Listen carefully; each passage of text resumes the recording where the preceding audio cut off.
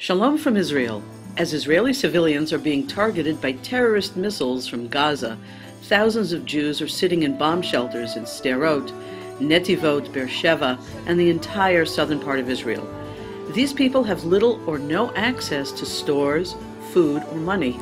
All their kids are at home, no school and no work.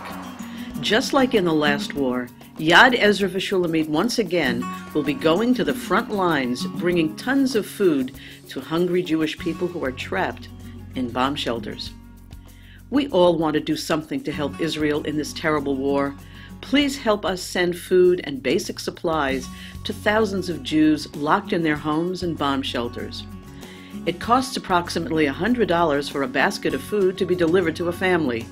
We may be on the front lines, but we can't do it without you. If you feel like you want to do something to help, click below and donate today.